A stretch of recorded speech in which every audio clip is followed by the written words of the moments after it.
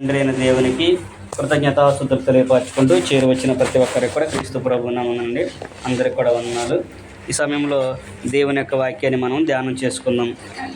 మనం ఈరోజు ప్రాముఖ్యమైన విషయాన్ని నేర్చుకోవడానికి మనం ప్రయత్నం చేద్దాము. ఈరోజు నేర్చుకోబోయే పాఠ్యాంశం పేరు విశ్వాస్యత. విశ్వాస్యత అనే విషయాన్ని గురించి మనం ఆలోచన చేసినప్పుడు విశ్వాస్యత అంటే ఏంటో అనేది ప్రతి ఒక్కరు కూడా తెలియాలి. విశ్వాస్యత అంటే మనం ఆలోచన చేసినప్పుడు విశ్వాసము, నమ్మకత్వం అంటే ఇంగ్లీష్ ఏంటంటే ట్రస్ట్ లేదంటే ఫెయిత్ అనే విషయాన్ని అక్కడ తెలియపరుస్తుంది. దీన్ని ప్రాముఖ్యమైన అర్థం ఏంటి అంటే ప్రతి వ్యక్తిలో కూడా నమ్మదగిన స్వభావం ఉండాలి. విశ్వసనీయత అనేది ఉండాలి, విశ్వాసం అనేది ఉండాలి. భరోసా కలిగించే లక్షణం గురించి ఈ యొక్క విశ్వాస్యత అనే దాని గురించి తెలియపరుస్తుంది. అంటే భరోసా కలిగించాలన్నమాట. ఒక వ్యక్తికి భరోసా అనేది ఎలాగివ్వాలో అనేదాన్ని ఇక్కడ తెలియపరుస్తున్నాడు. అందుకని ఇక్కడ ఏమంటున్నాడంటే విశ్వాస్యత అనేది చాలా ప్రాముఖ్యమైన గుణము, లక్షణము. నమ్మకము, విశ్వాసము రెండు కూడా కలిపి విశ్వసనీయత అనే విషయాన్ని ఇక్కడ గ్రంథం మనకి తెలియపరుస్తుంది. ఉదాహరణకి కొన్ని సందర్భాలు మనం జ్ఞాపకం చేసుకుంటే భౌతికంగా విశ్వసనీయత అనే దాని గురించి ఆలోచించినప్పుడు నిజమైన స్నేహితుడు ఎల్లప్పుడూ కూడా ఎలా ఉంటాడంట, విడువక నమ్మకంగా ఉంటాడు. దాన్ని విశ్వసనీయత అని అంటారు. విశ్వాసము అనే దానిని తెలియపరుస్తుంది. అలాగే ఒక ఉద్యోగి తన వృత్తి పట్ల చేసే పనిని అంటే తన బాధ్యతగా నమ్మకంగా చేసేదాన్నే ఏమంటే విశ్వసనీయత. నమ్మకంగా చేయాలి. తన యజమాని ఉన్నా లేకపోయినా కానీ తన పని తను నమ్మకంగా చేసుకుంటూ వెళ్ళేవాడిని ఏమంటే విశ్వసనీయత అనేది తెలియపరుస్తుంది. ముఖ్యమైనది మూడోది ఏం తెలియపరచాడంటే భార్యాభర్తల మధ్య కూడా విశ్వసనీయత అనేది ఉండాలి. అంటే భర్తకు భార్య మీద నమ్మకం ఉండాలి, భార్యకు భర్త మీద నమ్మకంగా ఉండాలి అనే విషయాన్ని ఈ మూడు సందర్భాలను కూడా తెలియపరుస్తుంది. వాళ్ళిద్దరికి కూడా ఒకరి మీద ఒకరికి విశ్వసనీయత లేకుండా వివాహం చేసుకున్నప్పటికీ కూడా అది వ్యర్థము అనేది కూడా గ్రంథము తెలియపరుస్తుంది. కనుక విశ్వసనీయత అనేది చాలా ప్రాముఖ్యమైన విషయము, చాలా ముఖ్యమైన లక్షణము. దాన్ని మనము బైబిల్లో ఏం తెలియపరిచింటే విశ్వసనీయత అంటే విశ్వాసము, నమ్మకము అనే విషయాన్ని తెలియపరుస్తుంది. నేను ఉండానని భరోసా ఇవ్వటాన్ని ఇక్కడ దేవుని యొక్క వాక్యం మనకి తెలియపరుస్తుంది. ఈ విశ్వసనీయత అంటే విశ్వాసం అనేది గ్రంథంలో రెండు విధాలుగా వాడబడింది. విశ్వాసం అని ఎలాగైతే అన్నాడో అలాగే బోధ అనే విషయాన్ని కూడా తెలియపరిచాడు. విశ్వాసం అంటే ఏంటి అంటే బోధ. బైబిల్ ప్రకారంగా మనం ఆలోచన చేసుకుంటే దేవుని యొక్క వాక్యాన్ని గురించి ఈయన మాట్లాడినట్లుగా మనము చూడగలము. ఇక్కడ పైన చెప్పిన విషయాలు ఏమైతే ఉన్నాయో ఒక వ్యక్తి ఎలా నిజమైన స్నేహితుడిగా ఉండాలి అని, ఒక ఉద్యోగం పట్ల తన ఉద్యోగి తన ధర్మాన్ని తను నెరవేర్చాలని, అలాగే భార్యాభర్తలు ఇద్దరి మధ్య కూడా నమ్మకత్వం ఉండాలి అనేది ఎలాగైతే తెలియపరిచిందో ఇక్కడ ఈ గ్రంథం కూడా ఏం తెలియపరుస్తుందంటే విశ్వసనీయత అనేది విశ్వాసము లేదా బోధ అనే విషయాన్ని కూడా తెలియపరుస్తుంది. అక్కడ ఆయన ఒక మాట అంటాడు, మనిషి ఉన్నప్పుడు ఒకలాగా మనిషి లేనప్పుడు ఒకలాగా ప్రవర్తించడం న్యాయం కాదు అనేది. దీని కనుక మనం చూస్తే గూగుల్లో సెర్చ్ చేస్తే లేదంటే డిక్షనరీలో చూస్తే విశ్వసనీయత అనే పదానికి మీనింగ్ దాన్ని తెలియపరచడు. మనిషి ఉన్నప్పుడు ఒకలాగా మనిషి లేనప్పుడు ఒకలాగా ప్రవర్తించకూడదు. అలా ప్రవర్తిస్తే అది విశ్వసనీయత కాదు, విశ్వాసము కాదు. అందుకనే అక్కడ మనం చదువు డిక్షనరీ కూడా అంటే భార్యాభర్తలు ఇరువురికి కూడా విశ్వసనీయత అనేది ఉండాలి, నమ్మకత్వం అనేది ఉండాలి అనే విషయాన్ని తెలియపరచడు. అలాగే క్రైస్తవులమైన మనము, దేవుని పిల్లలమైన మనకు కూడా విశ్వాసం అనేది ఉండాలి, నమ్మకత్వం అనేది కలిగించాలి, విశ్వసనీయత కూడా మనకి ఉండాలి. ఎలా ఉండాలి అని అంటే యోధా పత్రిక కనుక మనం చదువుకుంటే యోధా పత్రికలో మనం చదువుకుంటే యేసుక్రీస్తు యొక్క తమ్ముడైనటువంటి యోధా గారు ఈ పత్రికను రాశాడు. ఆయన దేవుని యొక్క దాసునని చెప్పుకున్నాడు. అయినప్పటికీ కూడా ఆయన ఏమి తెలియపరుస్తున్నాడు అంటే ఆయన ఒక విషయాన్ని గురించి రాయాలని ఆలోచన కలిగి ఉన్నాడు. ఏంటంట అక్కడ యోధా గారు అంటాడు, నేను అందరికి కలిగేటువంటి గొప్ప రక్షణ గురించి నేను రాయాలనుకున్నాను అంటాడు. ఆయన రాయాలనుకుంది ఏంటంటే రక్షణ గురించి నేను రాయాలనుకున్నా కానీ కానీ పరిశుద్ధాత్ముడు దేవుడు ఆయన ఏం ప్రేరేపించంటే రక్షణ గురించి అనేక మంది రాశారు, అనేక మంది చేత నేను రాయించాను, కానీ నువ్వు రాయాల్సింది ఇంకొకటి ఉందయ్యా, దాని గురించి నువ్వు రాయని చెప్పేసి యోధా గారికి అక్కడ తెలియపరిచినట్లుగా మనం చూస్తూ ఉంటాము. ఏమని రాయాలనుకున్నాడంట? యోధా పత్రిక మనం చదువుకుంటే ఒకే అధ్యాయం ఉంటుంది, అందులో 3వ వచనం మనం చదువుకుంటే అక్కడ ఏమనంటే, ప్రియులారా మనందరికీ కలిగడు రక్షణను గురించి మీకు రాయవలనని విశేష ఆసక్తి గలవాడనే ప్రయత్నపడుచుండగా, విశేషమైన ఆసక్తితో ఆయన ప్రయత్నం చేస్తున్నాడు. ఏంటంట? అందరికీ గొప్ప రక్షణని మనకి కలిగింది. ఎవరయ్యా రక్షకుడు అంటే యేసుక్రీస్తు ద్వారా మనకి రక్షణ అనేది కలిగిందని ఆయన రక్షణ గురించి రాయాలని విశేష ఆసక్తి గలవాడు ఉన్నప్పటికీ కూడా అక్కడ ఏమంటే, అక్కడ ఇంకో మాట అన్నాడు, పరిశుద్ధులకు ఒక్కసారి అప్పగింపబడిన బోధ నిమిత్తం పోరాడాలని రాయవలసి వచ్చాను అని అంటాడు. అంటే ఆయన అనుకున్నాడా రాయాల్సి వచ్చిందా? ఆయన అనుకున్నది ఒకటే, కానీ ఇక్కడ దేవుడు వేరే విషయాన్ని రాయించాడు. అలాగే మన జీవితంలో కూడా మనం ఎన్నో అనుకుంటాం, ఎన్నెన్నో ఊహించుకుంటాం, అవన్నీ పక్కన పెట్టేయడమే. దేవునికి అనుగుణంగా మనము ఉండాలి. దాన్నే విశ్వసనీయత అని అంటాడు. విశ్వాస్యత, విశ్వాసము, నమ్మకం అనే పదాన్ని వాడారు. ఫెయిత్ అంటే విశ్వాసం. ఫెయిత్ అంటే బోధ ద్వారా వచ్చిన విశ్వాసాన్ని నమ్మకత్వము అనే విషయాన్ని తెలియపరుస్తుంది. అది గ్రీకు నిఘంటువులో దాని గురించి రాయబడింది. అందుకని ఇక్కడ యోధా గారు అన్నాడు, నేనైతే ఆసక్తిగానే ఉన్నాను, అందరికీ ఒకటే గురించే రాదనుకున్న రక్షణ గురించి, కానీ నేను అనుకున్నది కాదు, దేవుడు వేరే తలంచాడు కనుక మనమందరం కూడా నమ్మకంగా ఉండాలి. ఎందుకు ఆ మాట రాయాల్సి వచ్చిందంటే బోధ విషయంలో అనేకులు తప్పిపోతున్నారు. దేవుడు ఒక్కసారి మనకి బోధనే అప్పగించాడు, పరిశుద్ధులకు ఒక్కసారే అప్పగింపడిన బోధ అన్నాడు. కానీ ఈ రోజున ప్రతి వ్యక్తి అంటే ఆనాడే చెబుతాడు, పేతురు పత్రికలో ఈయనకంటే ముందు పేతురుకి రాశారు, వాళ్ళందరూ అనేక మంది అబద్ధ ప్రవక్తలు లోకంలోనికి బయలువెళ్ళున్నారు, మీ మధ్యలో నుండి వాళ్ళు వస్తారు, వారు పైకి ఎలా ఉంటారంటే గొర్రెల చర్మం వేసుకుంటారు, కానీ లోపల క్రూరమైన తోడేళ్లను పోలిగి ఉంటారు. వాళ్ళు ఏం చేస్తారంటే తమ స్వకీయమైన వాటి కొరకే బోధిస్తారంట. వారికి ఏదైతే ప్రయోజనకరంగా ఉన్నదో దాన్నే బోధిస్తారు తప్ప మనుషులని హెచ్చరించడము, దేవుని యొక్క మాటలు చెప్పడం అనేవాళ్ళు చేయరు కనుక అందుకని ఈయన యోధా గారు ఒక్కసారి అప్పగింపడిన బోధ నిమిత్తము నేను రాయవలసి వచ్చును అనే విషయాన్ని అక్కడ ఆయన తెలియపరుస్తుంటాడు. రెండో విషయం మనం గమనించినట్టయితే ఆ యొక్క అంటే నీవు దేవుడు ఒక్కసారి అప్పగింపబడిన బోధ ఏదైతే ఉందో ఆ బోధను బట్టి కనుక నువ్వు మాట్లాడితే, ఆ బోధ కనుక నువ్వు బోధిస్తే వినేవారందరూ కూడా విశ్వాసం ఉంచుతారు అనే విషయాన్ని తెలియపరుస్తున్నాడు. గొప్పవారేంటి, కొద్దివారేంటి, నాయకులేంటి, అధికారులేంటి, ఎవరైనా సరే ఆ ఒక్క బోధకే కనుక లోబడితే అందరూ కూడా దానికి లోబడతారు అనే విషయాన్ని చెబుతూ ఉన్నాడు. క్రీస్తు ప్రభువు కాలంలో జీవించిన కాలంలోనే ఆయన బోధించాడు, అనేక విషయాలని బోధించాడు. అలాగే ఆయన చనిపోయిన తర్వాత అపోస్తులు కూడా అనేక సందర్భాల్లో దేవుని యొక్క వాక్యాన్ని బోధించారు. వాళ్ళందరూ కూడా ఏమంటారంటే మేము మనుషులకు కాదయ్యా, దేవునికి లోపడాలి కదా, దేవుని గురించి మేము మాట్లాడాలనే విషయాన్ని వారందరూ కూడా చెప్పినప్పుడు వారు సత్యాన్ని ఉన్నది ఉన్నట్లుగా బోధించినట్లుగా మనము చూస్తూ ఉంటాము. అపోస్తుల కార్యములు 6వ అధ్యాయము 7వ వచనం కనుక మనం చదువుకుంటే వారు చెప్పిన మాటలకి అంటే అపోస్తులు ఎవరైతే ఉన్నారో పేతురు, యోహాను, యాకోబు వీళ్ళు ఎవరైతే ఉన్నారో వారు దేవుని యొక్క వాక్యాన్ని దేవుడు వారికి మొదట అప్పగించిన బోధన వారు బోధించినప్పుడు అక్కడ యూదులలో అనేక మంది అధికారులందరూ కూడా ఏముంచారంట, విశ్వాసం ఉంచారు అనే విషయాన్ని చెబుతూ ఉన్నాడు. అపోస్తుల కార్యములు 6వ అధ్యాయము 7వ వచనం మనం చదువుకుంటే దేవుని వాక్యము ప్రబలమై శిష్యుల సంఖ్య యెరూషలేములో బహుగా విస్తరించెను, మరియు యాజకులలో అనేకులు విశ్వాసమునకు లోబడిరి. ఎవరంట? యాజకులు అంటే ఎవరు? దేవుని వాక్యాన్ని ప్రకటించేవారు. వాళ్ళు యాజకులు, దేవునికి సేవ చేసే వాళ్ళని యాజకులని పాత నిబంధన మనకి తెలియపరుస్తుంది. అలాంటి యాజకులే అనేక మంది దేవుని యందు విశ్వాసం ఉంచారు అంటున్నారు.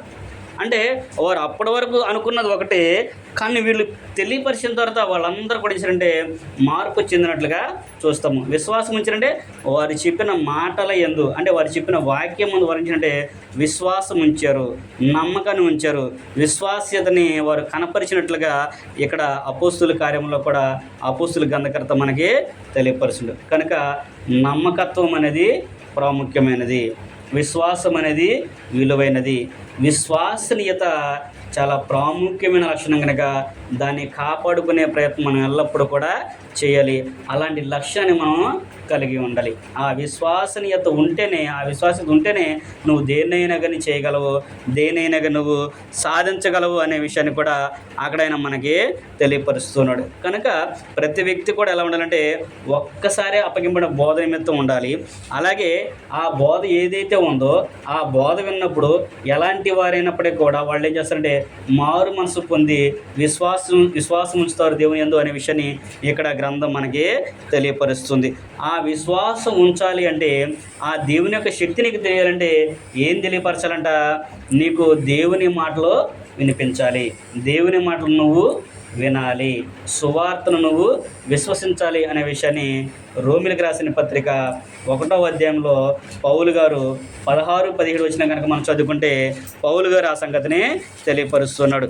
విశ్వాసము అలాగే దేవుని యొక్క శక్తిని కనబరిచేటువంటి విషయాన్ని అక్కడ మనము చూడగలము. రోమిలకు రాసిన పత్రిక 1వ అధ్యాయము 16-17 వచ్చిన కనుక మనం చదువుకుంటే అక్కడ పౌలు గారు సువార్తను గూర్చి నేను సిగ్గుపడువాడను కాను, ఏలయనగా నమ్ము ప్రతివానికి మొదట యూదునికిని గ్రీసు చేస్తరికి కూడా రక్షణ కలుగ చేయుటకు అది దేవుని శక్తి అయి ఉన్నది. ఎందుకనినా నీతిమంతుడు విశ్వాస మూలముగా జీవించునని వ్రాయబడిన ప్రకారము విశ్వాస మూలముగా అంతకంతకు విశ్వాసము కలుగునట్లు దేవుని నీతి దాని యందు బయలుపరచబడుచున్నది అనే విషయాన్ని తెలియపరుస్తున్నాడు. అంటే సువార్తను గురించి ఒక వ్యక్తి ఏం చేయకూడదంట? సిగ్గుపడకూడదు. ఎందుకంటే సువార్తలో ఏముందంటే శక్తి ఉంది. ఎవరైతే సువార్తను నమ్ముతారో ఆ నమ్మిన వారికి రక్షణ కలిగే శక్తి దేవుని యొక్క వాక్యంలో ఉంది.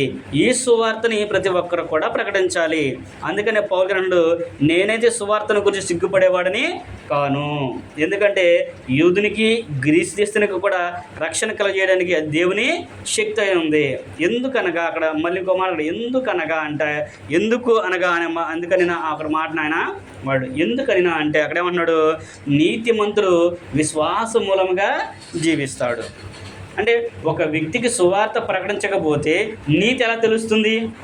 విశ్వాసం అనేది ఎలా తెలుస్తుంది? దేవుని నీతి అని ఎలా తెలుస్తుంది? కనుక సువార్త ప్రకటించేవారు ఎప్పుడు కూడా సిగ్గుపడకూడదు. ధైర్యంగా దాన్ని ఉన్నది ఉన్నట్లుగా మాట్లాడాలి, చెప్పాలి అనే విషయాన్ని ఇక్కడ పౌలు గారు చెప్తున్నాడు. అందుకనే విశ్వాసం ఉంచుతారు వాళ్ళు అనే విషయాన్ని అక్కడైనా తెలియపరచు. విశ్వాసం మూలంగా అంతకంతకు విశ్వాసం కలిగినట్లు అక్కడ గ్రీకులో దాన్ని విధేయత అనే విషయాన్ని అక్కడ అంటే విశ్వాస్యత అనే పదానికి అక్కడ ఆయన వారు నమ్మకం ఉంచుతారు. అంటే క్రీస్తుని గురించి నువ్వు చెప్పినప్పుడు ఒక వ్యక్తి విశ్వాసం ఉంచాడంటే అది ఆయన నమ్మినట్లుగా మనము గమనించాలి. నమ్మితేనే కదా విశ్వాసం ఉంచేది. నమ్మకపోతే మాట్లాడతారా? దేవుని యొక్క వాక్యం నమ్మితేనే ఒక వ్యక్తి అతని దేవుని యందు విశ్వాసాన్ని ఉంచుతాడు. అసలు ఇంతకు సువార్త అంటే ఏంటి? సువార్త అంటే ఏంటో కూడా తెలియాలి. అనేక సందర్భాల్లో తెలియపరుస్తూ ఉంటుంది సువార్తను గురించి. కొరింథీయులకు రాసిన మొదటి పత్రిక 15 మనం చదువుకుంటే సువార్త అంటే ఏంటి అంటే మనం చదువుకుంటే అక్కడ అంటాడు ఆయన లేఖనముల ప్రకారము క్రీస్తు చనిపోవడము, లేఖనం ప్రకారము సమాధి చేయబడము, లేఖనాల ప్రకారంగా 3వ దినమున లేపబడము అనే విషయాన్ని అక్కడ పౌలు గారు కొరింథీయులకు రాసిన మొదటి పత్రిక 15వ అధ్యాయంలో ఆయన మనకి తెలియపరుస్తున్నాడు. కనుక మనము సువార్తల గురించి కూడా వినాలి. సువార్తలోనే ఒక మనిషి రక్షించే శక్తి ఉంది అనే విషయాన్ని చెప్తున్నారు. ఆ సువార్త కూడా ఎలాంటి సువార్త అంట? అక్కడ యోధా గారు చెప్పాడు కదా, మొట్టమొదట అప్పగించిన బోధ అని చెప్పాడు కదా, ఆ ప్రకారంగానే తెలియపరచాలి. అందుకనే ఇదే పౌలు గారు అదే పత్రిక రోమపత్రికలో 10వ అధ్యాయము 17వ వచనం అంటాడు, వినుట వలన విశ్వాసం కలుగును, వినుట క్రీస్తుని గురించిన మాటల వలన కలుగును అనే విషయాన్ని అక్కడ పౌలు గారు కూడా మనకి జ్ఞాపం చేస్తున్నాడు. అంటే ఒక వ్యక్తి సువార్త ప్రకటన చేస్తే ఏం కలగాలి అంటే క్రీస్తుని గురించిన సత్యాన్ని తెలియపరచాలి. ఆ క్రీస్తుని గురించిన మాటను తెలియపరిచినప్పుడు ఒక వ్యక్తి ఆ క్రీస్తు పడిన పాటల్ని, ఆయన వచ్చి చేసిన త్యాగాన్ని, ఆయన పడిన కష్టాన్ని గుర్తెరిగి ఆ వ్యక్తి తన హృదయంలో నుంచుకొని నా కొరకు నా క్రీస్తు ఎంత శ్రమ పడ్డాడా, నా కొరకు ఆయన ఎంత బాధపడ్డాడా, నా కొరకు ఆయన మరణించాడా, నా కొరకు ఆయన సిలువ వేయబడ్డాడా, నా కొరకు ఆయన రక్తం ఖర్చాడనే విషయాన్ని గ్రహించినప్పుడు ఆ వ్యక్తి మార్పు అనేది చెందుతాడు, మారు మనసు అనేది పొందుతాడు. అప్పుడు క్రీస్తునందు అతను విశ్వాసం ఉంచుతాడు అనే విషయాన్ని ఇక్కడ పౌలు గారు కూడా మనకి తెలియపరిచినట్లుగా మనము చూస్తూ ఉన్నాము. కనుక ప్రతి వ్యక్తి కూడా విశ్వాస్యత అనేది కాపాడుకోవడం చాలా ప్రాముఖ్యమైనది. ముందే చెప్పాను, విశ్వాస్యత అంటే విశ్వాసము, నమ్మకము అనేది మనము చూసాము. ఇప్పుడు ముందులో మొట్టమొదటి మనం చూసినట్టయితే విశ్వాసమునకు నమ్మకానికి మూలం ఎవరు? విశ్వాస్యత అంటే ఏంటి? ఇప్పటి వరకు మనం చూసాము. విశ్వాస్యత అంటే నమ్మకము, విశ్వాసం అని చూసాము. ఆ నమ్మకం, విశ్వాసం ఏంటయ్యా అంటే దేవుడు ఎప్పుడైతే మొదటగా ఒకసారి అందరికి అప్పగించాడు బోధ, ఆ ఒక్కసారి అప్పగిన బోధ నిమిత్తం ప్రతి ఒక్కరు కూడా పోరాడాలి. నీకు వచ్చినట్లుగా మనం చూస్తూ ఉంటాడు. చాలామంది ఏంటంటే నాకు రాత్రి కళ్ళ కనబడి దేవుడు చెప్పాడు అని చెప్పి అన్నాడు. అవన్నీ కూడా లేనిపోయి అన్నీ కూడా మనం పిలవడదు. అక్కడ దేవుడు అదేమి కూడా చెప్పాల, అవన్నీ కూడా అయిపోయినాయి. ఆ కాలం అంతా కూడా తీరిపోయిన తర్వాత క్రొత్త నిబంధన సంపూర్ణం చేసి మనకి గ్రంథాన్ని దేవుడు ఇచ్చాడు. ఇప్పుడు ప్రత్యేకించి మనం పైకి చూడాల్సిన అవసరం లేదు. దేవా నువ్వేం తెలియపరుస్తాను మనం చూడాల్సిన అవసరం లేదు. మన సిద్ధపోటు కలిగి ఉండాలి. అందుకనే మొదటిసారి అప్పగించిన బోధ అనే విషయాన్ని చెప్పాడు. ఆ మొదటిసారి అప్పగించిన బోధ ఏదైతే ఉందో ఆ బోధను ఒక వ్యక్తి అంటే సిగ్గుపడకోకుండా ధైర్యంగా బోధిస్తే నమ్మిన వారు ఎంతటి వారైనా సరే అది విన్నప్పుడు నాయకులే కానివ్వండి, అధికారులే కానీ, గొప్ప గొప్ప ఉన్నత స్థితిలో ఉన్నవారు ఎవరైనా సరే క్రీస్తుని గురించిన మాటలు విన్నప్పుడు ఏం చేస్తారంటే విశ్వాసాన్ని ఉంచుతారు, మార్పు చెందుతారు, క్రీస్తుని నమ్ముతారు అనేది అపొస్తలుల కార్యాల్లో మనం చూసాము. అందుకని ఉదాహరణకి ఇప్పుడు యూదులలో అనేకులు యాజకులందరూ కూడా ఏముంచారంట? విశ్వాసం ఉంచారు ఆయన యందు అనే విషయాన్ని చూసాము. ఆ సువార్తను ప్రకటించినప్పుడు ఒక వ్యక్తి ఎలా ఉండాలి అంటే సిగ్గుపడకుండా ధైర్యంగా మాట్లాడాలి, ధైర్యంగా ఉండాలి. సిగ్గుపడాల్సిన అవసరము లేదు. వాళ్ళు ఏమనుకుంటారు, వీళ్ళు ఏమనుకుంటారు, అమ్మ వీళ్ళు ఎక్కేస్తారనుకుంటా అని వాళ్ళని మనం ఇప్పుడు దాకా ఇట్లా టీవీలు చూసి లేకపోతే మనం మాట్లాడుకొని ఒకసారి దేవుని గురించి మాట్లాడితే ఏమనుకుంటారు అనే విషయం నువ్వు ఆలోచన చేయాల్సిన అవసరం లేదు. అనుకునే వాళ్ళు ఎన్నైనా అనుకుంటారు. కానీ నువ్వు సత్యం తెలుసుకున్నప్పుడు నువ్వు ధైర్యంగా వాళ్ళకి ఆ సత్యాన్ని చెప్పాలి. నమ్మితే నమ్మారు, లేకపోతే లేదు. పౌలు గారు అదే అంటాడు, అపవిత్రమైన ముచ్చట్లను విసర్జించి దైవభక్తి విషయంలో నీకు నువ్వే సాధకం చేసుకో అన్నాడు. నీకు గురించి నువ్వే ఆలోచన చేసుకో. దైవభక్తి విషయంలో అపవిత్ర ముచ్చట్లు ఏం చేస్తాయి? నీకు పొద్దున్న లేచి మొదలుపెట్టి బయట కూర్చుంటే ఏం మాట్లాడుకుంటాం? ఏముంటాయి? కాకరకాయ కబురు తప్ప ఏముంటాయా? పనికిరాని మాటలు తప్ప. అందుకని పౌలు గారు అన్నాడు తిమోతి గారితో, అపవిత్రమైన ముచ్చట్లను విసర్జించి దైవభక్తి విషయంలో నీకు నీవే సాధకం చేసుకో. అప్పుడు నీకు దేవుని గురించి జ్ఞానం తెలిసిద్ది, దేవుని ఇచ్చిన గొప్పతనం నీకు తెలిసిద్ది. అప్పుడు నిన్ను బట్టి ఇతరులు కూడా మార్పు అనేది చెందుతారు. నిన్ను బట్టి ఇతరులు మారాలి, కానీ నువ్వు వాళ్ళతో మారిపోయి అందరి ముందు ఒకలాగా, అందరు లేనప్పుడు ఒకలాగా మన జీవితాలు ఉంటే దేవుడు కూడా యాక్సెప్ట్ అనేది చేయడు అనే విషయాన్ని ఇక్కడ మనము చూసాము. కనుక అసలు ఇప్పుడు ఆ నమ్మకానికి, ఆ విశ్వాసానికి మూలం ఎవరయ్యా అంటే మొదటిగా మనం చూసినట్లయితే కొరింథీయులకు రాసిన మొదటి పత్రికలో మనం చదువుకుంటే ఆయన ఎవరో అనేది మనం చూసినట్లయితే విశ్వాసమునకు నమ్మకానికి మూలం ఎవరయ్యా అంటే కొరింథీయులకు రాసిన మొదటి పత్రిక 1వ అధ్యాయము 9వ వచనం కనుక మనం చదువుకుంటే అక్కడ ఆయన అంటాడు, అపోస్తలుడైన పౌలు గారు కొరింథీయులకు రాస్తూ అంటాడు, మన ప్రభువైన యేసుక్రీస్తు అను తన కుమారుని యొక్క సహవాసమునకు మిమ్మల్ని పిలిచిన దేవుడు నమ్మదగిన వాడు. ఎవరంట ఇంతకీ అసలు నమ్మకానికి విశ్వాసానికి మూలం ఎవరంటే ఇక్కడ తన కుమారుని యొక్క సహవాసానికి మనల్ని పిలిచినటువంటి దేవుడు నమ్మదగిన వాడు. ఇక్కడ అదే విషయాన్ని పౌలు గారు కొరింథీ పట్టణంలో ఉన్న వారికి రాస్తున్నాడు. నేడు క్రైస్తవులను మనకు కూడా ఆ విషయాన్ని జ్ఞాపకం చేస్తున్నాడు. ఏంటంట, మన ప్రభు అయిన యేసుక్రీస్తును తన కుమారుని యొక్క సహవాసానికి మనల్ని పిలిచిన దేవుడు నమ్మదగిన వాడుగా ఆయన ఉన్నాడు. అంటే మన తండ్రి అయిన దేవుడు నమ్మదగిన వాడు అనే విషయాన్ని ఇక్కడ తెలియపరుస్తుంది. ఆయన దేని కొరకు పిలిచాడంట? తన కుమారుని యొక్క సహవాసానికి, అంటే క్రీస్తు ప్రభు యొక్క సహవాసానికి ఆయన మనల్ని పిలిచాడు. ఎలా పిలిచాడు అనేది తర్వాత స్టెప్లో మనం చూస్తాము. అయితే ఇక్కడ దేవుని గురించి మనం చూస్తున్నాం కనుక నమ్మకానికి విశ్వాసానికి మూలం ఎవరంటే దేవుడు అనే విషయాన్ని మనం ఇక్కడ చూసాము. ఇదే కొరింథీ పత్రికలో 10వ అధ్యాయం 13వ వచనం కూడా మనం చదువుకున్నట్లయితే అక్కడ ఆయన అంటాడు, అక్కడ కూడా ఒక విషయం జ్ఞాపకం చేస్తున్నాడు. సాధారణముగా మనుషులకు కలుగు శోధన తప్ప మరి ఏది మీకు సంభవింపలేదు, దేవుడు నమ్మదగినవాడు అనే విషయాన్ని అక్కడ తెలియపరుస్తున్నాడు. ఎవరంట? దేవుడు నమ్మదగినవాడు. కనుక నీ నమ్మకం ఏదైతే ఉందో, నీ విశ్వాసం ఏదైతే ఉందో, నీ యొక్క విశ్వాస్యత ఏదైతే ఉందో అది దానికి మూలం ఎవరంటే దేవుడు అనే విషయాన్ని అక్కడ ఆయన మనకి తెలియపరుస్తున్నాడు. ఆయనంట దానిని ఎప్పటి వరకు కాపాడగలడో, ఎప్పటి వరకు దాన్ని ఉంచుతాడో అనే విషయం మనం చూసినట్లయితే దశలోనికి రాసినటువంటి మొదటి పత్రిక కనుక మనం చదువుకుంటే 5వ అధ్యాయము 23-24 వచ్చిన కలిసి ఉంటాయి. అది మనం చదువుకుంటే దశలోనికి పత్రికలో అక్కడ పౌలు గారు కూడా ఆయన గురించి మనకి ఈ విషయాన్ని జ్ఞాపకం చేస్తున్నాడు. ఎవరో దానికి మూలం అనేది మనం చూసాం కదా, దేవుడు అన్నాడు. దాన్ని ఎలా కాపాడుతాడు, ఎప్పటి వరకు ఉంచుతాడు దాని విషయం చూసినట్లయితే ఆయనే మనల్ని పరిశుద్ధులుగా చేసి పవిత్రపరిచి మన విశ్వాసాన్ని కాపాడేవాడుగానే ఉంటాడనే విషయాన్ని చూస్తూ ఉంటాము. దశలోనికి రాసిన మొదటి పత్రిక 5వ అధ్యాయము 23-24 వచ్చిన కనుక మనం చదువుకుంటే సమాధానకర్తయగు దేవుడే మిమ్మును సంపూర్ణంగా పరిశుద్ధపరచునుగాక, మీ ఆత్మయు జీవమును శరీరమును మన ప్రభువైన యేసుక్రీస్తు రాకడయందు నిందారహితముగాను సంపూర్ణముగాను ఉండునట్లు కాపాడుబడునుగాక. మిమ్మును పిలిచివాడు నమ్మకమైన వాడు గనుక అలాగూ చేయను. అంటే దేవుడు ఏం చేస్తాడయ్యా అంటే ఆ నమ్మకాన్ని విశ్వాసం ఎవరి మూలం అంటే దేవుడు అన్నాడు. ఆ దేవుడు అంట ఏం చేస్తాడంటే మన క్రీస్తు ప్రభు అంటే మనం మరణించే వరకు కానీ లేదా ప్రభు వచ్చే వరకు కానీ ఆయన ఏం చేస్తాడంటే మన ఆత్మని జీవాన్ని ఆయన కాపాడుతాడు. సంపూర్ణంగా మనం పరిశుద్ధపరిచేది ఆయనే అనే విషయాన్ని ఇక్కడ గ్రంథం మనకి తెలియపరుస్తుంది. అంటే విశ్వాసానికి నమ్మకానికి మూలం ఎవరంటే దేవుడు అనే విషయాన్ని చెబుతుంటాడు. ఆయన నమ్మదగిన వాడు. ఆయన ఏదైతే చెప్పాడో దాన్ని తప్పకుండా చేస్తాడు, నెరవేరుస్తాడు అనే విషయాన్ని మనము చూస్తూ ఉన్నాము. ఆయనతో పాటు ఆయన కుమారుడైన క్రీస్తు ప్రభు వారు కూడా నమ్మదగిన వాడుగా గ్రంథం మనకి తెలియపరుస్తుంది.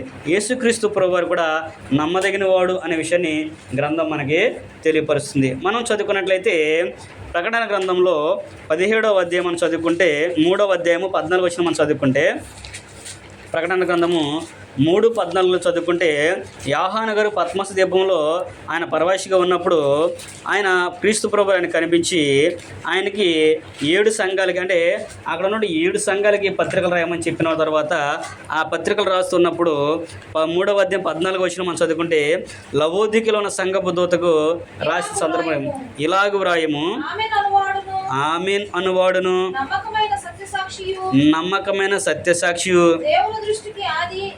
దేవుని సృష్టికి ఆదినైన వాడు చెప్పు సంగతులు ఏవనగా. అంటే ఇక్కడ ఏం తెలియపరుస్తున్నాడు? యేసుక్రీస్తు ప్రభువారు నమ్మకమైన సత్యసాక్షి అనే విషయాన్ని చెబుతున్నాడు. క్రీస్తు ప్రభువారు నమ్మకమైన వాడినిగా ఇక్కడ యోహాను గారు తెలియపరుస్తున్నాడు. నాకు చెప్పిన ద్వారా నమ్మకమైన ఆయన చెప్పాడయ్యా. మన దేవుని యొక్క అనేది మన దేవునికి సృష్టికి కారణభూతుడు ఎవరంటే యేసుక్రీస్తు ప్రభువారు. ఆ కారణభూతుడు క్రీస్తు ప్రభు నా స్వయంగా ఏం చెప్పాడంటే నేను నమ్మకమైన వాడిని అని చెప్పేసి లవోదికలున్న సంఘానికి వారికి ఉన్న బలహీనతలు వారికి ఉన్న బలాన్ని చెప్పి వారిని బలపరిచినట్లుగా మనము చూస్తూ ఉంటాము. క్రీస్తు ప్రభువారు కూడా నమ్మదగిన వాడుగా ఉన్నాడు.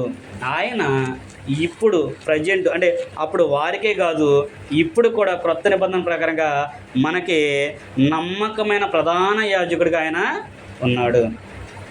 ధర్మశాస్త్రం ప్రకారము ప్రధాన యాజకుడు సంవత్సరానికి ఒకసారి వెళ్ళి దేవాలయానికి వెళ్ళి అతి పరిశుద్ధ స్థలంలోనికి ప్రవేశించిన తర్వాత మొదటిగా తన పాప నిమిత్తం బలి తర్వాత తన సేవకు అంటే ప్రజలందరి కొరకు కూడా పాప బలిని అర్పించేవాడిగా ప్రధాన యాజకుడు ఉండేవాడు.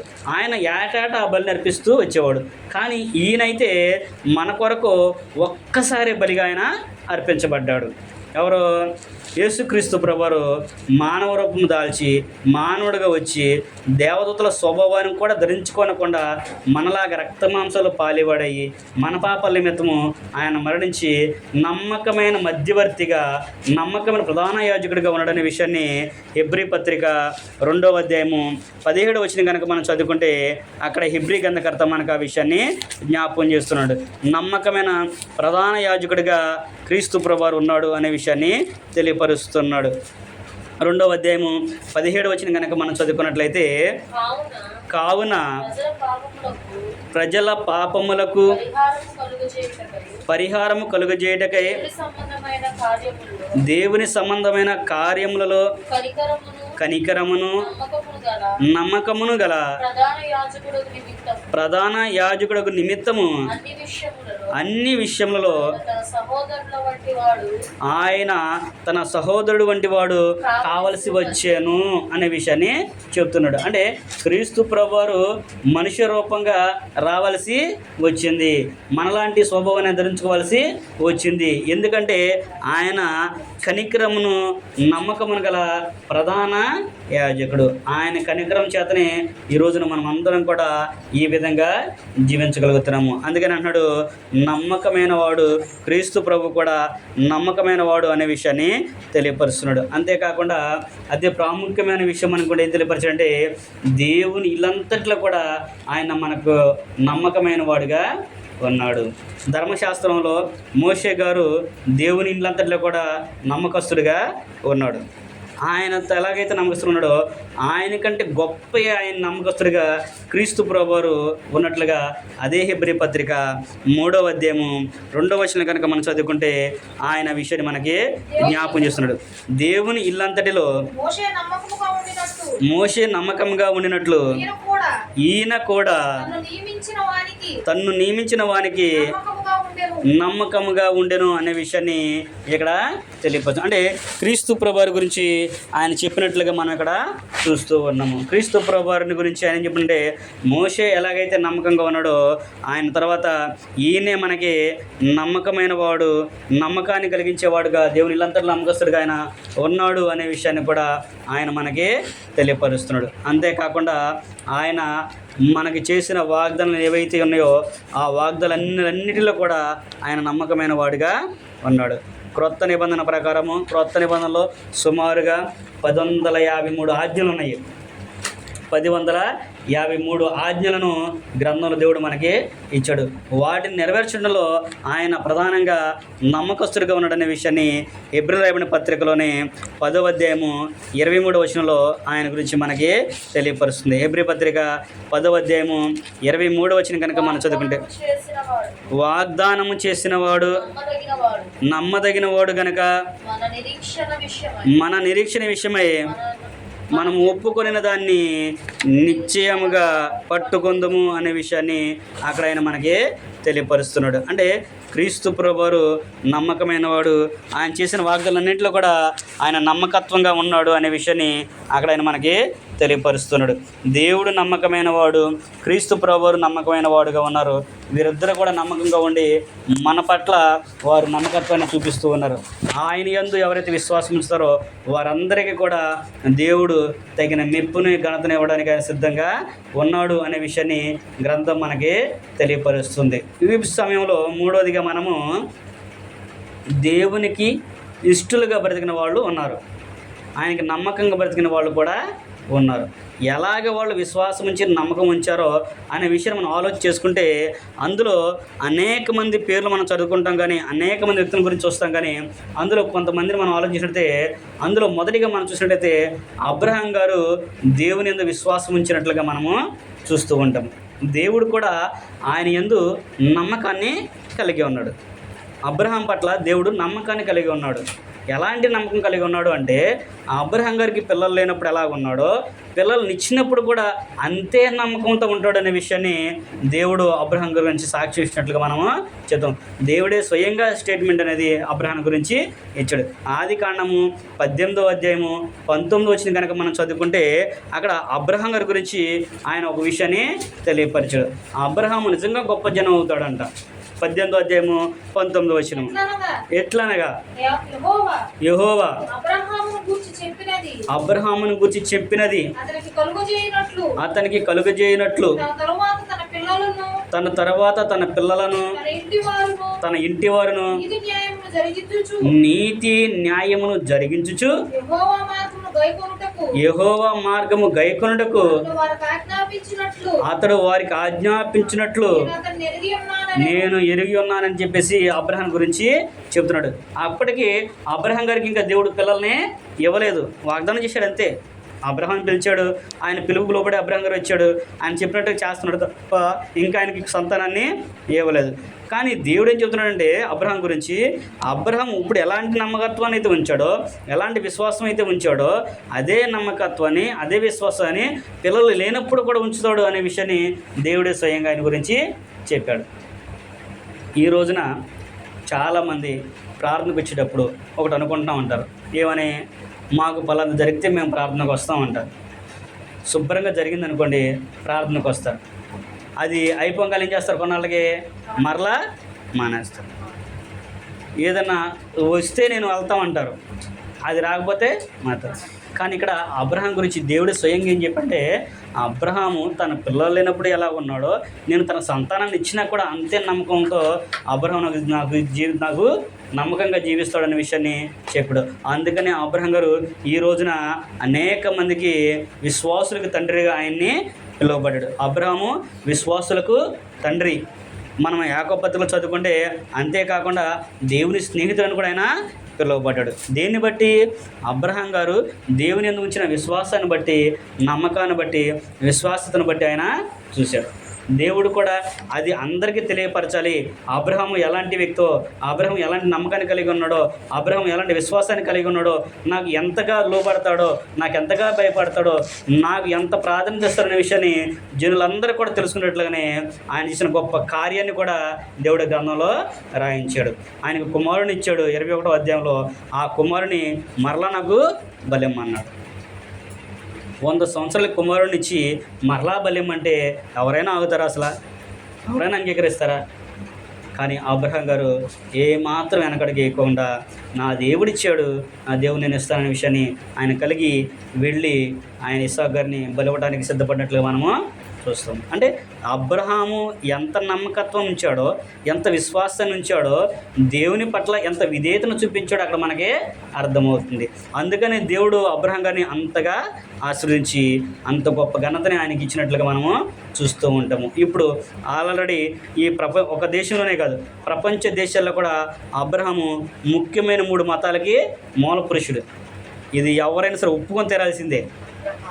అబ్రహాం ముఖ్యమైన 3 మతాలకి మూల పురుషుడు. ప్రపంచంలో ఈ 3 మతాలు ఉంటాయి కానీ మిగతా మతాలు ఉండవు. ఒక దేశానికి, ఒక ప్రాంతానికి చెందిన తప్ప మిగతా మతాలన్నీ అన్ని చోట్ల ఉండవు. కానీ ఈ 3 మతాలు మాత్రం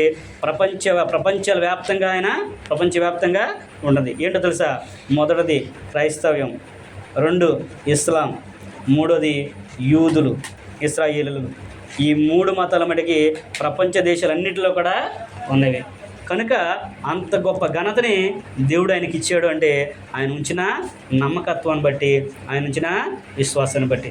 మరి నీవు అబ్రహాంను పోల్చుకుంటున్నావంటే, అబ్రహాంకి ఇచ్చాడు దేవుడు మాకెందుకు కూడా అనుకున్నావు అంటే, అబ్రహాం దీవించిన దేవుడు మాకు దేవుడు అనుకుంటే, అబ్రహాం ఉన్న విశ్వాసం ఎక్కడ, మనకున్న విశ్వాసం ఎక్కడ? అబ్రహాం ఉన్న నమ్మకం ఎక్కడ, మనకున్న నమ్మకం ఎక్కడ అని మనం పోల్చి చూసుకుంటే ఆయనలో కనీసం 0% కూడా మనము ఉండలేము. కనుక మనము కూడా దేవునికి నమ్మకస్తులుగా ఉండాలి. దేవుడు మనకి ఏ స్థితిలో ఇచ్చాడో ఆ స్థితిలోనే మనం నమ్మకస్తులు ఉండాలనే విషయాన్ని క్రీస్తు ప్రభువారు కూడా మనకి తెలియపరుస్తున్నాడు. అలాగే కాకుండా అబ్రహాం ఒకడే కాదు, ఇంకా అనేక మంది మనం చూసినట్లయితే చాలామంది ఉన్నారు. మోషే గారు ఉన్నాడు. మోషే గారు కూడా దేవునికి నమ్మకంగా ఉన్నాడు. అందరూ చదువుకున్నాం కదా, దేవుని ఇల్లంతట్లో కూడా మోషే నమ్మకమైన వాడని. ఎందుకు ఆయనకు అంత నమ్మకత్వాన్ని ఇచ్చాడు? ఎందుకు ఆయన అంత గొప్ప ఘనతనిచ్చాడు దేవుడు అంటే, ఆయన మోషే గారు ఐగుప్తులో ఫరో కుమార్తె దగ్గర, ఫరో కుమార్తె ఒక కుమారుడుగా అయినా పెంచబడ్డాడు. 40 సంవత్సరాలు రాజుభోగులు అనుభవించి సకల విద్యలను కూడా ఆయన అభ్యసించి గొప్ప ఘనతనైన ప్రఖ్యాతిని కాంచాడు. కానీ ఆయన ఇశ్రాయేలీయులు అని చెప్పేసి తెలుసుకున్నప్పుడు, దేవుని జనం అని తెలుసుకున్నప్పుడు ఆ యొక్క గొప్పతనాన్ని అది హెబ్రీ పత్రికలో రాస్తాడు. 11వ అధ్యాయంలో మరల దాన్ని మనకు చూపిస్తాడు. ఏమని?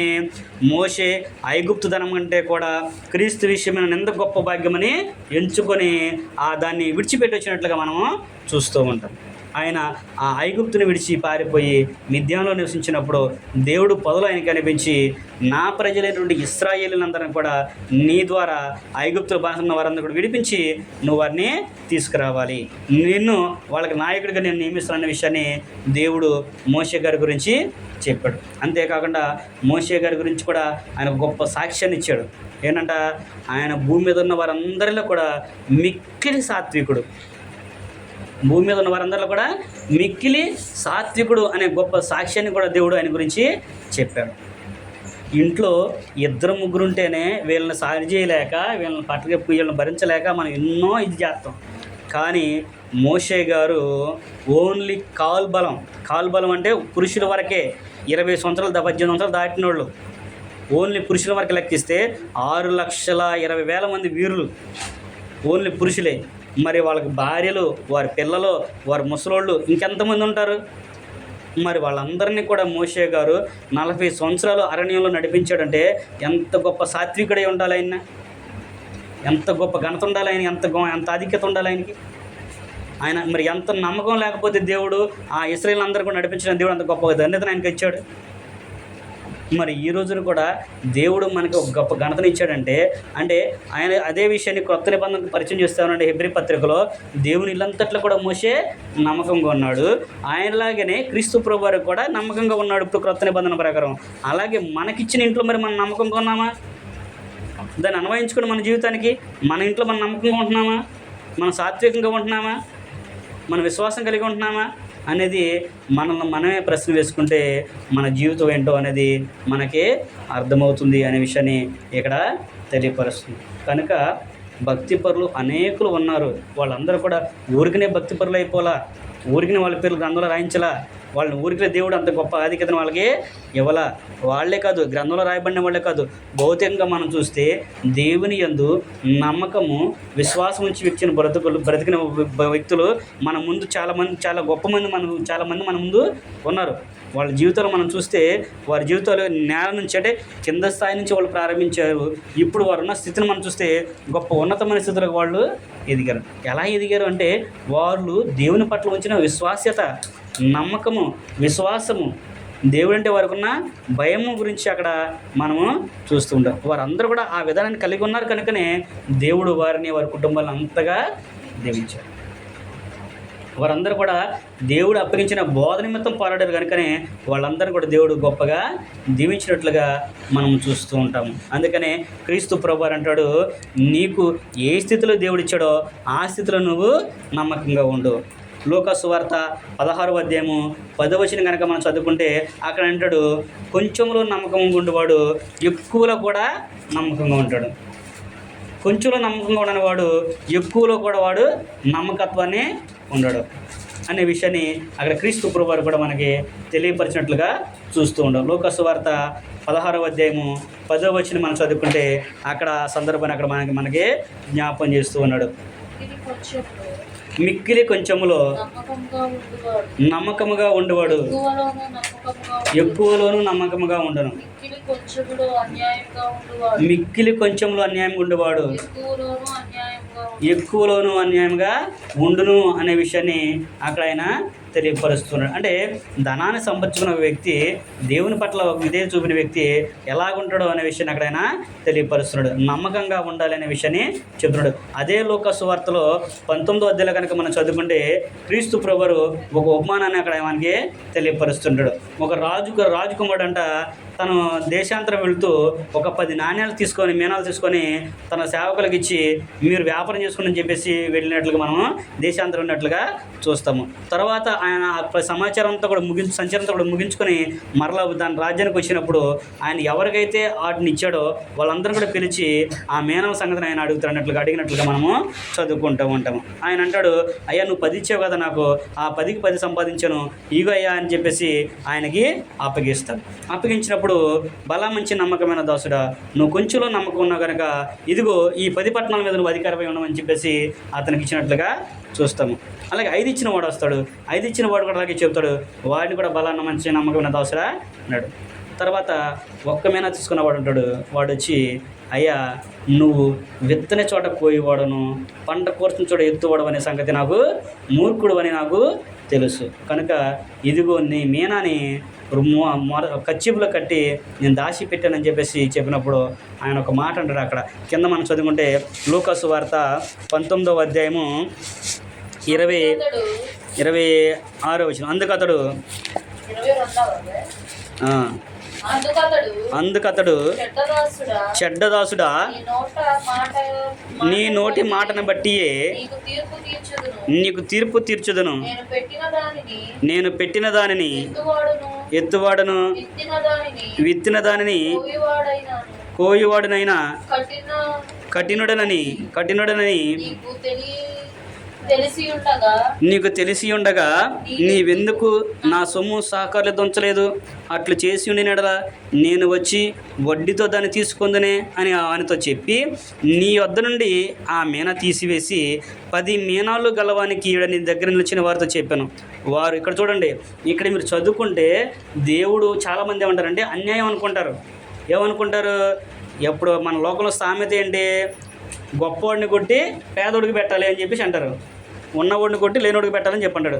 ఇక్కడ ఈయన చెప్పింది ఏంటంటే లేనోడి దగ్గర తీసుకొని ఉన్నోడికి ఇచ్చేయమన్నాడు.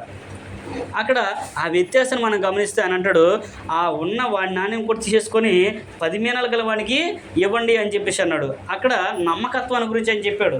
మనం అలాగే నీకు ఏ స్థితిని అయితే ఇచ్చాడో దేవుడు, ఆ స్థితిలో ఆ విషయంలో నువ్వు నమ్మకంగా నువ్వు జీవించావనుకో దేవుడు నీకు గొప్ప ఘనతనైనా ఇస్తాడు. మిక్కిలి కొంచెంలో నువ్వు నమ్మకంగా ఉంటే గొప్ప విషయాలు కూడా నేను నమ్మకంగా అయినా చేస్తాడు. నువ్వు చిన్న చిన్న విషయాలు నమ్మకంగా లేకపోతే పెద్ద పని ఎవడో చెప్తాడు నీకు. ఇప్పుడు ఉదాహరణకి ఒక మాట అనుకుందాం, మనం ఒక కొట్టుకాడికి ఒక 100 రూపాయలు నోటు ఇచ్చి పిల్లలు పంపించామనుకోండి, ఒక వ్యక్తిని పంపించాము, 90 రూపాయలు అయినాయి, 95 రూపాయలు అయినాయి అనుకున్నాం. 5 రూపాయలకి చిల్లర ఏమి ఎత్తాలని చెప్పేసి జేబులో వచ్చాడు అనుకో, ఆ సర్వీస్ చేసి వచ్చాడు అనుకో, అతను నమ్ముతారా? అలా ఇప్పుడు 95 రూపాయలు వచ్చి 5 రూపాయలు అనుకున్నాం, రేపొద్దున 1000 ఇస్తాము, ఒక 2000 మీకు 1000 ఇచ్చినప్పుడు 500 మిగులుతాయి, అప్పుడు అట్లా వెళ్ళిపోతారుగా. నమ్ముతారు ఎవరన్నా? అందుకని ఇక్కడ ఏమంటున్నాడంటే మిక్కిలి కొంచెం నమ్మకంగా ఉంటే ఎక్కువలో కూడా నువ్వు నమ్మకంగా ఉంటావు. నీకు ఈ స్థితి నేను ఇచ్చాను, ఈ స్థితిలో నువ్వు నమ్మకంగా చెయ్యి. ఈ స్థితిలో నువ్వు నమ్మకంగా చేస్తే నీకు గొప్ప ఉన్నతమైన స్థితిని నేను నీకు ఇస్తాను. నువ్వు కనుక దీన్ని నిర్లక్ష్యం చేసి నన్ను కనుక నువ్వు తృణీకరించి నా పనిని కనుక నువ్వు చేయకపోతే ఏం చేస్తానంటే నీ దగ్గర ఉన్నది కూడా తీసేసుకొని లేని ఉన్నవాడికి ఇచ్చేస్తాను. నీ దగ్గర ఒకటి ఉంటే ఆ ఒకటి కూడా తీసుకెళ్ళి వేరే వాడికి ఇచ్చేస్తాను, నువ్వు ఎక్కువ ఉన్నవాడికే ఇచ్చేస్తాను అనే విషయాన్ని అక్కడ చెప్పినట్లుగా మనము చూస్తూ ఉంటాం. కనుక నమ్మకమైన వారికి మనము జీవించాలి. నమ్మకమైన వారికి ఈ దీవెనలు మెండుగా దొరుకును అనే విషయాన్ని గ్రంథం మనకి తెలియపరుస్తుంది. కనుక ఎప్పటి వరకు కూడా మనం ఏం చూస్తామంటే విశ్వాస్యత అనే విషయాన్ని గురించి మనము ఆలోచిస్తాం. విశ్వాస్యత అంటే నమ్మకము, విశ్వాసము అనే విషయాన్ని చూసాము. అది ఒక లక్షణం, గుణం అనే విషయాన్ని మనము చూసాము. అది దేవుని పట్ల ఎలా ఉండాలంటే దేవుడు ఒకసారి అప్పగించిన బోధ విషయంలో జాగ్రత్త కలిగి ఉండాలి. ఆ బోధను కనుగొని దాని పట్ల నమ్మకాన్ని ఉంచాలి. ఆ బోధ విషయంలో నువ్వు ఉన్నది ఉన్నట్లుగా ఇతరులకి తెలియపరచాలి. ఆ ఉన్నది ఉన్నట్లుగా తెలియపరిచినప్పుడు ఎంతలో ఎవరైనా సరే దేవుని యొక్క వాక్యానికి విధేయులుగా జీవించాల్సింది. ఆ చెప్పేది మాట ఏంటంటే క్రీస్తు గురించి చెప్పమన్న విషయాన్ని మనం అక్కడ చూసాము. రెండోదిగా మనం చూసామంటే అసలు ఆ నమ్మకానికి విశ్వాసానికి మూలం ఎవరై అంటే తండ్రి అయిన దేవుడు. తండ్రి అయిన దేవుడు అందరికీ నమ్మకస్తుడిగా ఆయన ఉన్నాడు. ఆయన నమ్మదగిన వాడు, నీతిమంతుడు అనే విషయాన్ని మనము చూసాము. ఆయన ఏదైతే వాగ్దానం చేశాడో ఆ వాగ్దానాన్ని ఆయన నిలబెట్టుకుంటాడు. తన కుమారుని యొక్క సహవాసానికి మిమ్మల్ని పిలిచిన దేవుడు నమ్మదగిన వాడు అనే విషయాన్ని మనము చూసాము. ఆయన పిలిచాడా లేదా? ఆయన చెప్పినట్లుగానే పిలిచాడు. ఎలా పిలిచాడు అంటే దశలోనికి రాసిన 2వ పత్రిక 2వ అధ్యాయము 14 వచ్చిన కనుక మనం చదువుకుంటే అక్కడ పౌలు గారు అంటాడు, మా సువార్త వలన దేవుడు మిమ్ములను పిలిచెను, మా సువార్త వలన పిలిచాడు అనే విషయాన్ని చెప్తూ ఉన్నాడు. అంతేకాకుండా పేతురు రాసిన మొదటి పత్రిక 2వ అధ్యాయము 9 వచ్చిన మనం చదువుకుంటే అయితే ఆయన చీకటిలో నుండి ఆశ్చర్యకరమైన తన వెలుగులోనికి మనల్ని పిలిచి ఆయన గుణాదశను ప్రచురం చేయ నిమిత్తము మనము ఏర్పరచబడిన వంశమును పరిశుద్ధ జనమును దేవుని సొత్తైన ప్రజలమై ఉన్నాము అనే విషయాన్ని ఆయన తెలియపరుస్తూ ఉన్నాడు. అంతేకాకుండా కొలసీ పత్రిక 1వ అధ్యాయము 14 మనం చదువుకున్నట్లయితే తన కుమారుని యొక్క రాజ్య నివాసానికి మిమ్మల్ని పిలిచిన దేవుడు అనే విషయాన్ని అక్కడ తెలియపరచు. సహవాసానికి మిమ్మల్ని పిలిచిన దేవుడు అనే విషయాన్ని కూడా ఆయన మన గురించి తెలియపరచు. తను చేసిన వాగ్దానం ఏదైతే ఉందో దాన్ని తండ్రి అయిన దేవుడు నిలబెట్టుకున్నాడు. ఆ వాగ్దానం ప్రకారమే క్రీస్తు ప్రభువు వారు కూడా నమ్మదగిన వాడుగా ఉన్నాడు. ఆయన నమ్మకత్వాన్ని చూపించాడు. మనకి నమ్మకమైన యాజకుడిగా ఆయన ఉన్నాడు. దేవుని అంతటి మీద కూడా ఆయన నమ్మకంగా ఉన్నాడు. ఎవరైతే ఆయన చెప్పినట్లుగా విని ఆయన బోధ ప్రకారంగా జీవించి ఆయన చెప్పినట్లుగా మారుమనసు పొందుతారో వారిని ఆయన చేర్చుకొని దేవుని ఇల్లంతటి మీద కూడా వారిని నియమించినట్లుగా అక్కడ మనము చూస్తూ ఉంటాం. వారందరూ కూడా ఎలా పిలుస్తున్నాడు అంటే సువార్త ద్వారా ఆయన మనల్ని పిలుస్తున్నాడు. ఆ సువార్తకు విధులైన వారిని దేవుడు ప్రతి ఒక్కరిని కూడా ఆయన ఎందుకు విశ్వాసం ఇచ్చిన వారిని ఆయన దీవిస్తాడనే విషయాన్ని చూసాము. అందులో ప్రాముఖ్యంగానే వ్యక్తులను ఎవరిని చూసామంటే అబ్రహాం గారిని చూసాము. దేవుని అందు నమ్మకాన్ని విశ్వాసం ఇచ్చిన వ్యక్తి అబ్రహాం చూసాము. మోషే గారు ఉన్నాడు, దావీదు గారు ఉన్నాడు. అలా చెప్పుకుంటే అనేక మంది భక్తుల్ని మనము చూడగలం. వాళ్ళందరూ కూడా దేవుని యందు నమ్మకాన్ని విశ్వాసాన్ని కలిగి ఉన్నారు. ఆ విశ్వాసాన్ని మనం కూడా కలిగి ఉండాలి. ఆ విశ్వాసాన్ని మనం కలిగి ఉంటే మనం కూడా దేవునికి ఇష్టలుగా జీవిస్తాం. చివరిగా హెబ్రీయులకు రాయబడిన పత్రిక 11వ అధ్యాయము 1వ వచనము 6వ వచనం మనం చదువుకుంటే 6వ అధ్యాయంలో విశ్వాసాన్ని గురించి చెప్తాడు. విశ్వాసానికి మూలం ఏం చెప్తాడంటే 1వ వచనంలో మనకి చెప్తూ ఉన్నాడు. నిర్వచనాన్ని 1వ వచనంలో చెప్తాడు. విశ్వాసమన్నది నిరీక్షింపబడి వాటి యొక్క నిజస్వరూపమును అదృశ్యమైనవి ఉన్నటువంటి రుజువునై ఉన్నది అనే విషయాన్ని చెప్పాడు. అలాగే 6వ వచనం అంటాడు, విశ్వాసము లేకుండా దేవునికి ఇష్టడై ఉంట అసాధ్యము. ఆయన యొద్దకు వచ్చేవాడు ఆయన ఉన్నాడని తన్ను వెదకు వారికి ఫలము దయచేవాడని నమ్మవలెను కదా అని అంటాడు. మనం ఎంతవరకు చదువుతామంటే విశ్వాసం లేకుండా దేవునికి ఇష్టడై ఉంట అసాధ్యము అయిపోయింది అంతే అర్థం. కానీ కింద మనం దాని కంటిన్యూషన్ మనం చదువుకుంటే ఆయన వద్దకు వచ్చేవారు ఆయన ఉన్నాడని తను ఎవరైతే వెతుకుతారో వెతికే వారికి ఫలం దయచేస్తారని నమ్మాలి కదా అని చెబుతున్నాడు. దానికి నిర్వచనమే 1వ వచనం.